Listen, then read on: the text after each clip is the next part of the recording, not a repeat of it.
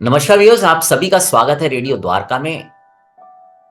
बच्चों में कैंसर सुन के ही बहुत अजीब सा लगता है और बड़ा एक डर सा महसूस होता है। और इस विषय पे जितनी अवेयरनेस और जानकारी दी जाए उतनी कम है, क्योंकि डॉक्टर्स का ऐसा कहना है कि जितनी जल्दी ये डिटेक्ट होता है उतना ही अच्छा इसका इलाज हो सकता है और क्योर किया जा सकता है। और इसी बात को आगे, अवेयरनेस को बढ़ाने के लिए आज मेरे साथ हैं हमारे शो पे डॉक्टर श्रुति कक्कर। डॉक्टर श्रुति कक्कर एसोसिएट प्रोफेसर हैं और इंचार्ज हैं पीडियाट्रिक की, और जो बच्चों का कैंसर होता है जिसको कि पीडियाट्रिक ऑन्कोलॉजी करते कहते हैं, उस डिपार्टमेंट की हेड है। डॉक्टर श्रुति, आपका बहुत बहुत स्वागत है रेडियो द्वारका में। Thank you mister Vishal and radio Dwarka कि आप हमारी मदद कर रहे हैं ये मैसेज पूरे कम्युनिटी तक पहुंचाने के लिए, सब लोगों तक पहुंचाने के लिए कि हाँ, बच्चों में भी कैंसर हो सकता है। सुनने में बहुत डर लगता है, बट जैसे कि आपने कहा कि अगर हम इसको जल्दी पता कर लें, अर्ली स्टेजेस में डायग्नोज कर लें, तो ये बच्चों के कैंसर बहुत हद तक क्योरेबल होते हैं। बच्चे ट्रीटमेंट के बाद अपनी नॉर्मल ज़िंदगी आपकी और मेरी तरह जी सकते हैं। सो आज का हमारा इस इंटरैक्शन का जो एक मोटिव है, एक मकसद है, वो यही है, ये मैसेज सबको पहुंचाने का कि सुनने में चाहे ना अच्छा लगे, पर ये सच है कि बच्चों में कैंसर हो सकता है और सही टाइम पे डायग्नोसिस और ट्रीटमेंट इन बच्चों को एक नॉर्मल जिंदगी दे सकता है।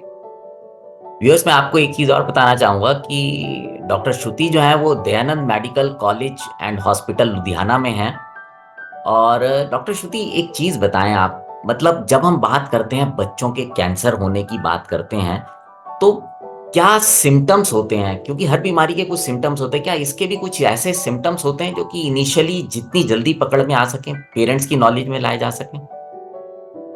राइट। सो बच्चों के कैंसर्स के जो सिम्टम्स हैं वो बहुत सिंपल हैं और बहुत बाकी बीमारियों से ओवरलैप कर सकते हैं, इसीलिए काफ़ी बार ये डायग्नोसिस में लेट हो जाता है ना।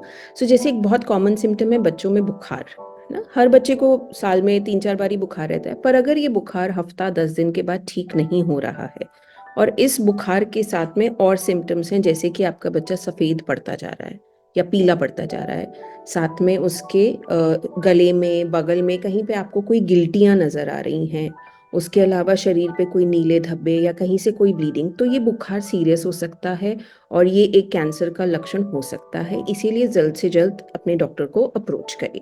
ठीक है। इसके अलावा शरीर में कहीं भी कोई गिल्टी, अभी हमने गले में गिल्टियाँ, बगल में गिल्टी की बात की, बट इसके अलावा अगर कहीं पर भी कोई गिल्टी है, टाँग में, काफ़ी बार ये होता है कि बच्चे हमारे पास हड्डियों के कैंसर के साथ में आते हैं कि 6 महीना पहले, 3 महीना पहले स्कूल में कोई बॉल लगी थी और उसके बाद सोजिश शुरू हुई। वो बॉल प्रोबेबली एक ऐसा इंसिडेंट होता है जो शायद हमारा ध्यान उस सिम्पटम तक ले जाता है। पर अगर आपको चोट लगी है 10 दिन, 2 हफ्ते, वो ठीक नहीं हो रहा है, सोजिश बढ़ता जा रहा है, then you need to get in touch with your doctor and see कि इसमें कोई और सीरियस बात तो नहीं है। सो हमने बात की बुखार की, बच्चे के सफ़ेद या पीला पड़ने की, नीला पड़ने की, गिल्टियों की कि कहीं पर भी कोई गिल्टी है। इसके अलावा वज़न कम होना, अगर कोई बच्चे को बुखार के साथ में रात को तरीलियाँ आ रही हैं, उसका वज़न घटी जा रहा है, तब ये चिंता का विषय हो सकता है। इसके अलावा सिर में दर्द, रोज़ सुबह उठ के बच्चा सिर में दर्द कहता है, उल्टी करता है, तो ये एक ब्रेन ट्यूमर का सिग्नल हो सकता है। एक बच्चा जो अपने स्कूल में अच्छे से पढ़ रहा था, अच्छे से अपना स्कोर कर रहा था, सडनली 2-3 महीने से आप देखेंगे कि बच्चे की परफॉर्मेंस कम होती जा रही है और साथ में बच्चे के सिर में दर्द रह रहा है। ये एक सिम्पटम हो सकता है ब्रेन ट्यूमर्स का। इसके अलावा एक आँख का ट्यूमर जो कि छोटे बच्चों में, 1 साल से कम के बच्चों में बहुत कॉमन है, जिसको हम रेटिनोब्लास्टोमा कहते हैं। तो जब आप बच्चे की आँख में देखेंगे तो ये जो हमारा काला पोर्शन है, इसके अंदर एक व्हाइट डॉट, अगर टॉर्च से चेक करें तो व्हाइट डॉट नज़र आता है। कई बार आप देखेंगे आपने बच्चे की फ़ोटो ली और उस फ़ोटो के अंदर आँख के अंदर एक व्हाइट डॉट नज़र आ रहा है। So that has to be worked up. आप एक ऑफ्थेल्मोलॉजिस्ट को दिखाइए, बच्चे की चेकअप कराइए, क्योंकि ये ट्यूमर जितनी जल्दी पकड़ा जाए उतनी जल्दी हम बच्चे का विज़न भी बचा सकते हैं, नज़र भी बचा सकते हैं और जान तो हम बचाना ही चाहते हैं। सो ये बहुत कॉमन सिम्पटम्स हैं। इसके अलावा पेट में कई ट्यूमर्स होते हैं, किडनी से कोई ट्यूमर हो गया, पेट में आंतों से कोई ट्यूमर हो गया। सो ये आपके बच्चे के पेट में स्वेलिंग है जो बढ़ी जा रही है, या आप नहलाते टाइम नोटिस कर रहे हैं कि कुछ हार्ड लग रहा है, नॉर्मल नहीं है, बच्चे के पेट में शायद कुछ है। सो ऐसे में अप्रोच करिए अपने पीडियाट्रिशियन को, और अपना जो कंसर्न है, जो ये सिम्टम है, उनसे डिस्कस करिए। और फिर जो भी टेस्ट है, बेसिक से टेस्ट हैं, जैसे एक सीबीसी जो हम हर बुखार में कर लेते हैं, एक पेट का अल्ट्रासाउंड, या अगर सिर में दर्द है तो एक एमआरआई। और इनसे ही हमें पता चल सकता है अगर ऐसी कोई परेशानी है, ताकि हम उसको टाइमली डायग्नोज करके टाइमली ट्रीट करें और बच्चे को एक पूरी जिंदगी दे सकें। अच्छा डॉक्टर श्रुति, क्योंकि आप रोज आपका ये काम है, अगर मैं आपसे इस जानना चाहूँ व्यूअर्स के लिए कि किस उम्र के बच्चों में ये ज्यादा होता है, या कौन सी उम्र है जिसमें ये आ सकता है?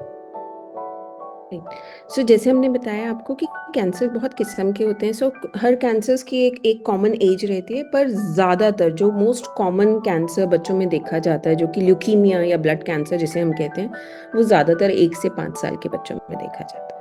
सो वैसे कोई उम्र नहीं है, हम ये नहीं कहेंगे कि 1 साल से नीचे नहीं होता है या 5 साल के ऊपर नहीं होता, but 1 to 5 years is where we see the commonest cancer, जो जिसको हम ल्यूकीमिया या ब्लड कैंसर के नाम से जानते हैं। अच्छा डॉक्टर श्रुति, मतलब इसका इलाज अगर मैं पूछूं तो किस हद तक संभव है? क्या संभव है? सो जैसे हमने आपसे कहा कि बच्चों में most common cancer is blood cancer, brain tumours, right. So इलाज हाँ संभव है, काफ़ी हद तक संभव है। बाकी इट विल ऑल्सो डिपेंड कि बच्चे का ट्यूमर क्या टाइप का कैंसर है और किस स्टेज पे हमने पकड़ा है। सो अगर हम वेस्ट की बात करें, अगर हम डेवलप्ड कंट्रीज़ की बात करें, जहाँ पे ये टाइमली डायग्नोसिस हो जाता है, काफ़ी कैंसर्स ऐसे हैं जिनका क्योर रेट 95% तक अचीव हो चुका है। पर हमारे देश में, जहाँ की लगभग 60,000 बच्चों को हर साल कैंसर की शिकायत होती है, उनका ट्रीटमेंट और रिस्पॉन्स रेट अभी हम 40-50% पे लड़ रहे हैं, मेनली बिकॉज हम लेट डायग्नोज कर रहे हैं। लेट डायग्नोज मतलब बॉडी में, शरीर में वो कैंसर बढ़ चुका है, फैल चुका है, और ऐसे में हमें स्ट्रॉन्ग दवाइयों का इस्तेमाल करना पड़ता है। जैसे जैसे स्टेज बढ़ जाती है, वैसे वैसे दवाइयाँ स्ट्रॉन्ग हो जाती हैं, और उस करके बच्चों में कई साइड इफ़ेक्ट्स या फिर प्रॉब्लम्स आने का अंदेशा भी रहता है। सो सबसे इम्पॉर्टेंट चीज़ क्योरेबल है। जितनी जल्दी बड़ा पता चलेगा, जितनी अर्ली स्टेज पे पता चलेगा, उतना ही ज़्यादा चांसेस हैं कि बच्चा क्योर हो सकता है। ट्रीटमेंट के लिए हम इस्तेमाल करते हैं 3 तरह की मोडालिटीज़ का, 3 तरीके के डॉक्टर्स का। एक हो गया कीमोथेरेपी, जो कि हम, जैसे मैं एक पीडियाट्रिक ऑन्कोलॉजिस्ट हूँ, जिनको ट्रेनिंग है बच्चों के कैंसर को ट्रीट करने की, वो देंगे। दूसरा रेडिएशन थेरेपी, वो हर ट्यूमर में ज़रूरी नहीं होती, बट जिस जिस ट्यूमर में जिस जिस स्टेज में ज़रूरत होगी वो आपसे डिस्कस किया, पेरेंट्स से डिस्कस किया जाता है, जिसमें हम सिकाई, इसको कॉमन वर्ड्स में हम सिकाई भी कहते हैं। बड़ों के कैंसर में बहुत कॉमनली ये रेडिएशन थेरेपी या सिकाई का इस्तेमाल होता है। तीसरा सर्जरी, कुछ ऐसे ट्यूमर्स होते हैं जो कि सर्जरी करके निकाले जा सकते हैं, या फिर वो जो ट्यूमर है वो बॉडी से रिमूव किया जा सकता है। एक चौथा ट्रीटमेंट रहेगा जिसको हम कहते हैं बोन मैरो ट्रांसप्लांट। कई ट्यूमर्स, जब हम कीमोथेरेपी, सर्जरी या रेडिएशन दे देते हैं, उनके साथ में हम उनके हाई रिस्क पेशेंट्स में एक एड ऑन थेरेपी करते हैं जिसको हम कहते हैं stem cell transplant, right. Bone marrow transplant आज की डेट में काफ़ी देश में काफ़ी जगहों पर अवेलेबल है। बहुत गवर्नमेंट स्कीम्स हैं जो इसमें हेल्प करेंगी। और आजकल जैसे कि आपने सुना है कि नई रिसर्च चल रही है जिसको हम इम्यूनोथेरेपी या कार-टी सेल थेरेपी कहते हैं। इंडिया में इसका इजाद आईआईटी बॉम्बे और टाटा मेडिकल सेंटर के साथ में किया जा रहा है। पर आज की डेट में ज़्यादातर ये ट्रीटमेंट, जब कैंसर अगर किसी बच्चे में, भगवान ना करे, किसी कैंसर वापस आ जाता है, तब आज की डेट में इस चीज़ का इस्तेमाल हो रहा है। बट हाँ, हम ये मानते हैं कि आने वाले फ्यूचर में इम्यूनोथेरेपी, कार-टी सेल थेरेपी एक इम्पॉर्टेंट पार्ट बन जाएगा पूरे ट्रीटमेंट का। बट राइट नाउ, बिकॉज काफ़ी पेरेंट्स आके ये कहते हैं कि कीमो के बहुत साइड इफ़ेक्ट्स होते हैं, कीमोथेरेपी के बहुत साइड इफ़ेक्ट्स होते हैं, तो हम सीधा इम्यूनोथेरेपी कराएंगे। So right now immunotherapy India में आ चुकी है, काफ़ी कम कॉस्ट पे है as compare to the west, but उसके लिमिटेड इंडिकेशंस है, सबके लिए अवेलेबल नहीं है। और जहाँ तक कीमोथेरेपी का सवाल है, मैं ज़्यादातर पेरेंट्स से ही कहती हूँ कि जब बुखार है तो बुखार की दवाई देंगे, खांसी जुकाम है तो उसकी दवाई देंगे, पेट में दर्द है तो पेट की दवाई देंगे। सो अगर कैंसर है तो कैंसर मारने की दवाई ही तो असर करेगी। आगे पीछे आप कुछ भी करते रहिए, पर जब तक आप कैंसर मारने की दवाई नहीं देंगे, हमारा काम नहीं बनेगा, हमारा बच्चा नहीं ठीक होगा। और उस कैंसर को मारने की दवाई का नाम कीमोथेरेपी है। हम मानते हैं उसके साइड इफ़ेक्ट्स हैं, बट जैसे-जैसे साइंस एडवांस हो रही है, हम इस कीमोथेरेपी को समझ रहे हैं, उसको कम से कम और सही डोज़ेज़ में इस्तेमाल कर रहे हैं, और आप सबके साथ हमारी भी यही कोशिश रहती है कि बच्चे को कम से कम साइड इफ़ेक्ट्स हों, जिसके लिए हमें पेरेंट्स को मिल के जतन करना पड़ता है, उसके बच्चे की ध्यान रखना पड़ता है, स्पेशली साफ-सफाई का, बच्चे के डाइट का, बच्चे के रहन-सहन का, और ये सारी चीज़ें आप अपने डॉक्टर से डिस्कस कर सकते हैं। डॉक्टर श्रुति, आपने जो बात बोली बच्चे की डाइट का और ये सब, अब छोटे बच्चों में स्पेशली मैं बात करूं, जैसे अगर हम बात करें तो छोटे से लेकर 20 साल तक के बच्चों में खाने की रेस्ट्रिक्शंस कर पाना बड़ा मुश्किल होता होगा, क्योंकि आप ये सब चीज देखती होंगी, महसूस करती होंगी इस समस्या को, तो कैसे हैंडल होती हैं ये सब चीजें? सो ये एक बहुत बड़ा, मैं कहूँगी, जैसे आपने मुझे पूछा खाने की रिस्ट्रिक्शन का, सो फ्रैंकली कोई रिस्ट्रिक्शन नहीं है, हम तो चाहते हैं बच्चा ओके। खाए, सब ओके। कुछ खाए, फल, फ्रूट, दाल, सब्ज़ी, दही सब कुछ खाए। देखिए, हमें खाने की किसी चीज़ से कोई प्रॉब्लम नहीं है, खाना, और जब बच्चा बीमार है, जो उसका मन है अगर हम उसको देंगे तो वो ज़्यादा अच्छे से खाएगा, वो ज़्यादा पूरे ट्रीटमेंट को एक्सेप्ट करेगा रादर देन कि हमसे नाराज़ होने के और हमसे खफ़ा होने के कि मुझे ये नहीं खा रहे। सो खाने की किसी चीज़ से कोई मनाही नहीं है। हमें डर लगता है इन्फेक्शन से। सो जब आप जो भी खाना बनाएँ, खाना सर्व करें, बच्चे को खाना खिलाएँ, वो इस चीज़ का ध्यान करें कि खाना साफ हाथों से बनाया गया हो, हैंड वॉशिंग पे ध्यान दें, हाथों के थ्रू कोई कीटाणु बच्चे को ना जाए, और उसके अलावा जब खाने बनाते टाइम अच्छे से सब्जियों को धो के, साफ करके, छिलका उतार के बच्चों को खिलाया जाए। सो खाने में किसी चीज़ की रिस्ट्रिक्शन नहीं है, ठीक है? हम ज़रूर ये बोलेंगे कि आप जो भी बनाएँ ताज़ा घर पे बनाकर दें। फल-फ्रूट के लिए कोई रिस्ट्रिक्शन नहीं है, अच्छे से धो के बच्चे को साफ हाथों से जो मर्ज़ी दीजिए, किसी चीज़ की मनाही नहीं। फ़ास्ट अच्छा। फूड हाँ, थोड़ा-सा ड्यूरिंग ट्रीटमेंट हम कहेंगे रिस्ट्रिक्ट करेंगे, बट फिर भी अगर बच्चे का मन है और वो पिज़्ज़ा खाना चाहता है, तो there is no harm about it. Hmm. हुँ, अच्छा डॉक्टर श्रुति, क्या इलाज के बाद बच्चा अपनी नॉर्मल लाइफ जी सकता है? येस, इलाज के बाद बच्चा अपनी नॉर्मल लाइफ़ जी सकता है। आज की डेट में आपको एग्ज़ाम्पल कुछ डॉक्टर्स भी हैं, वो भी पीडियाट्रिक ऑन्कोलॉजी कम्युनिटी में, जिन्होंने एज़ चाइल्ड इस कैंसर को शिकस्त दी है, इस कैंसर को हराया है, ओह और आज अच्छा। वो इस जंग में शामिल होकर और बच्चों को नई ज़िंदगी देने का प्रयास कर रहे हैं। So yes, they can have a normal life, they can get married, they can have children. So it can be absolutely a normal life.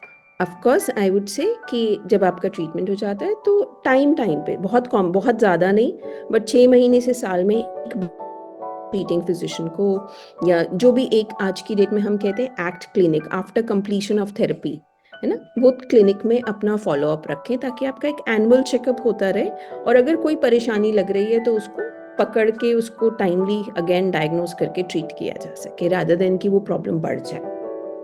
तो जैसे ये जो आपने बताया कि पोस्ट जो प्रोसीजर होते हैं, ये सब चेकअप्स जो होते हैं, क्या कई बार ऐसा भी होता है कि कुछ तरह के कैंसर में बच्चों में ये वापस भी आ जाता है? यस, देखिए, हम सिंपल टाइफॉइड बुखार की बात करते हैं, वो भी कई बच्चों में वापस आ जाता है, तो यहाँ पर हम कैंसर की बात कर रहे हैं, ठीक है?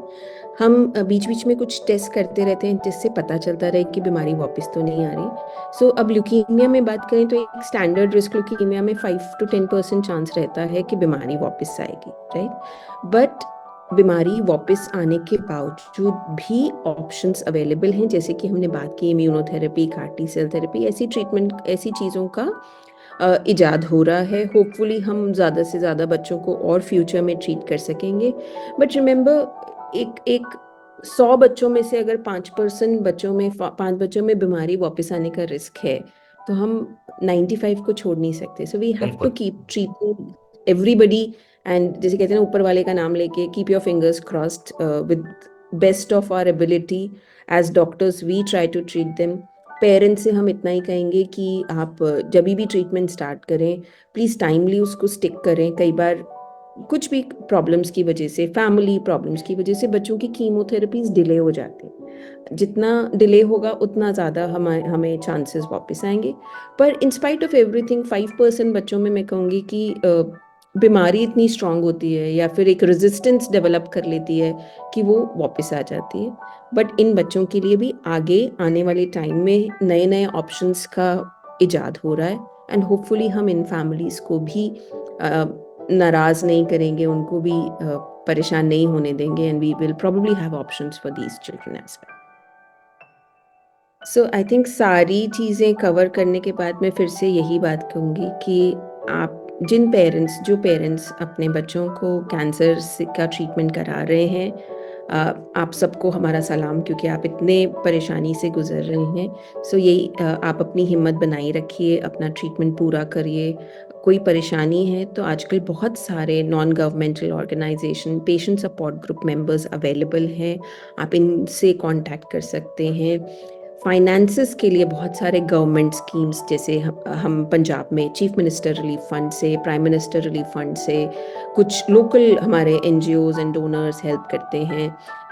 और संस्थाएं हैं जो कि इन बच्चों को साइकोलॉजिकल सपोर्ट, इनकी पढ़ाई बीच में रुके ना, इसके लिए फैसिलिटी, हॉस्पिटल में पढ़ाई ये बच्चे अपनी जारी रखते हैं। और हम सबसे ज़्यादा स्ट्रॉन्ग हमारे बच्चे हैं, वो हमारे हीरोज़ हैं, वही हमें हिम्मत देते हैं कि हम इन सब चीज़ों से लड़ सकें।